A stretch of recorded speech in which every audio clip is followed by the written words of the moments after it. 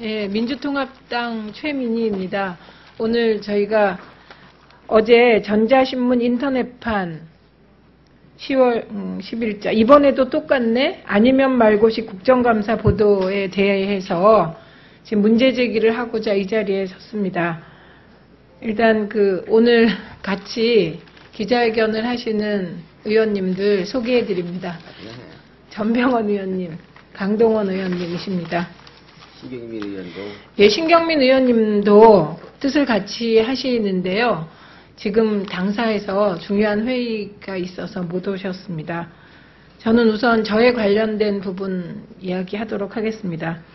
어제 제가 국감에서 KT와 SKT의 이용 약관에 대한 문제 제기를 했습니다.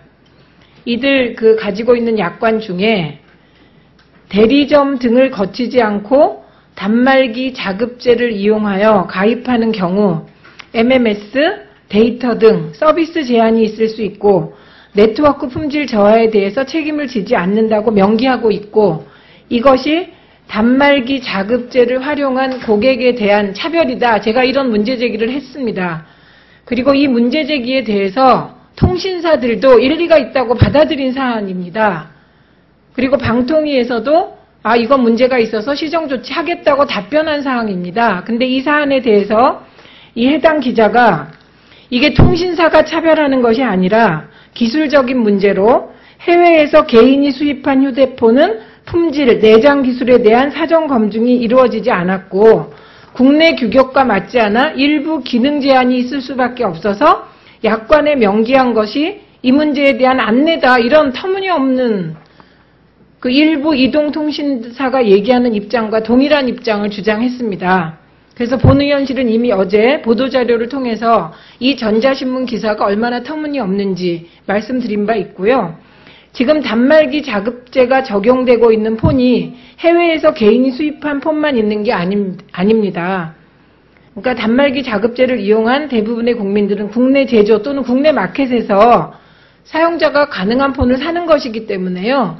이 약관은 명백하게 알뜰폰 이용 소비자에게 차별하는 그런 규정입니다. 그래서 시정을 이미 요청드렸고요. 저는 어제 오늘 전자신문을 보니까 이렇게 통신 광고들이 버젓하게 일면씩 실려 있더라고요. 이틀치인데도. 이것이 이 해당 기사와 어떤 관련이 있는지 해당 신문사가 밝혀주시기 바랍니다. 이상입니다.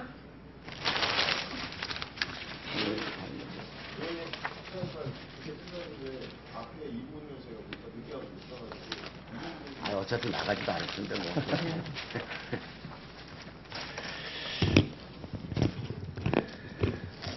네, 강동원입니다. 저도 역시 같은 사안으로 지금 이 자리에 섰습니다. 저는 지난 10월 9일 국회 문방위 방송통신위원회 국정감사에서 원가 보상률 100%에는 이익 12%가 보장되어 있다는 시민사회단체의 주장이 있다라고 밝히면서 보조금 지급 제도를 폐지한다면 연간 6조 내지 7조 원의 원가가 절감됨으로써 결국 통신요금의 인하 요인이 발생한다. 이렇게 지적했습니다. 또한 보조금 정책을 중단하고 즉각 통신요금 인하에 반영하라고 주장한 바 있습니다. 이 같은 정책 대안을 제시한 핵심 근거는 원가 보상률에 있습니다. 이 원가 보상률이라고 하는 것은 영업 수익을 총괄 원가로 나눈 것을 말합니다. 그리고 이 총괄 원가는 사업 비용과 투자 수익이 포함된 것을 말합니다. 결국 원가 보상률의 가장 중요한 것은 투자 수익률입니다. 이 투자 수익은 투자 보수라고도 말합니다. 다시 말해서 원가 보상률 100% 속에는 투자를 통해 적정 이윤이 포함된 것을 말합니다. 때문에 원가 보상률 100%를 넘었다는 것은 적정 이윤 수준을 넘었다는 것을 말합니다. 그럼에도 불구하고 전자신문 모 기자는 원가 보상률이 당해년도 사업 수익금보다 수익 규모와 요금 수준의 적정성만을 보여주는 지표다. 이렇게 엉뚱한 주장을 하면서 대단히 지각 없는 그리고 비상식적인 주장을 펼쳤습니다. 2009년 이후 우리나라의 가계통신비는 잘 아시다시피 6%를 유지하고 있으며 통신비가 가계 경제에 매우 큰 부담을 주고 있는 상황에서 국민들은 통신비 인하를 지속적으로 요구하고 있는 현실입니다. 이 국민적 요구가 빗발치고 있는 통신비 인하 문제를 우리 국회에서 그리고 제가 해결해보기 위해서 국민의 대표기관인 국회에서 이 문제를 제기하는 것은 국회의원으로서 당연한 책무입니다. 그럼에도 불구하고 이 전자신문에서 국회의원의 당연한 권리 그리고 국민의 민생과 직결된 여러 가지 통신비 문제를 집중적으로 추궁하는 것을 아니면 말고식 이런 식으로 표현하면서 이해가 부족한 일부 국회의원들이 사실과 다른 무리한 지적으로 빈축을 샀다. 이렇게 모욕적인 그리고 대단히 명예를 훼손한 사실에 대해서 이 신문사는 공개 사과하고 정정 보도할 것을 요구합니다. 만약 이 뜻이 받아들이지 않으면 이에 상응한 법적 조치를 취할 것을 분명히 밝힙니다. 이상입니다. 네, 전병헌 의원입니다. 연일 계속되는 국정감사 취재 그리고 또 대선 취재를 하시느라고 우리 언론인 여러분들 정말 수고가 많습니다. 또 우리 언론인 여러분들께서 이번 대선이 맞물려 있는 국감이 결코 정쟁에 빠지지 말고 민생을 최우선으로 하는 민생 국감이어야 한다라는 많은 지적들을 해주셨습니다. 저희 의원들은 민생 국감에 충실하기 위해서 나름대로 보좌진들과 함께 밤새워가면서 자료를 분석하고 또 자료를 만들고 있고 질의를 하고 있습니다. 또 밤늦게까지 취재를 하시는 우리 언론인 여러분들도 고생이 많다는 사실을 잘 알고 있습니다. 그러나 유감스럽게도 아주 극히 일부의 그 언론들이 이런 의원들의 그 나름대로의 진정성과 성의를 막 기업의 일방적인 입장을 홍보해주고 의원들의 민생 중심의 문제 제기를 깔아뭉개는 식의 그런 그 지적을 하고 있는 것에 대해서는 결코 동의할 수가 없습니다. 엄중하게 반론권과 정정보도를 요청을 하는 바입니다.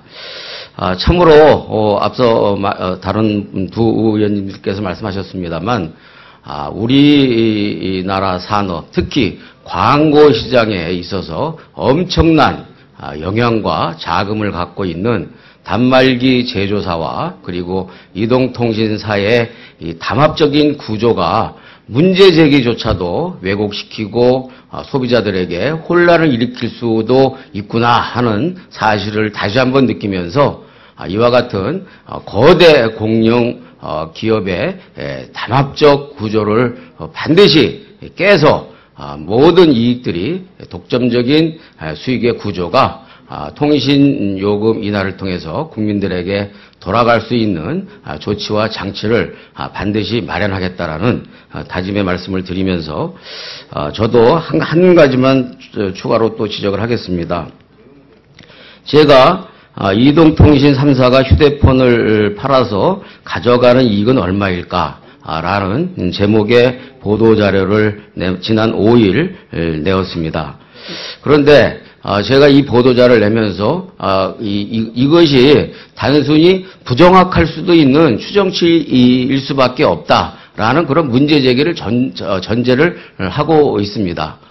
왜냐하면은 잘 아시다시피 단말기 제조사나 또 이동통신사나 소비자들이 요구하는 원가의 공개나 아니면 최소한도로 원가 공개까지는 아니더라도 최소한의 기초적인 데이터조차 일체 영업 비밀이라고 하면서 걸어 잠그고 보안을 유지하고 있기 때문에 추정할 수밖에 없는 이런 매우 불투명하고도 모순적인 구조에 있다 이런 말씀을 드립니다. 다만 제가 이 이동통신 3사가 휴대폰을 팔아서 추가로 이 소위 말해서 발생한 할부이자 수수료 제도라는 추가적인 제도를 통해서 통신사가 연 6천억 정도의 수입이 생길 수 있다. 이건 이익과는 약간의 별개의 성격이 있을 수 있겠습니다만 수익이 생길 수 있다. 이렇게 지적한 것을 이것을 전혀 이해하지 못하고 지적한 것이다. 이렇게 매도를 했는데 그 매도야말로 전혀 저의 보도자료와 그 분석과 주장을 이해하지 못하고 일방적인 매도를 한 것이라고 아니할 수 없습니다. 기본적으로 이제까지 피처펄을 비롯해서 중저가 단말기의 경우에는 이 단말기 원가에 대한 이 대출에 대한 이자는 보증금 또는 보증 채권으로 이렇게 가름하고 그리고 무이자 할부 판매를 해온 것이었습니다.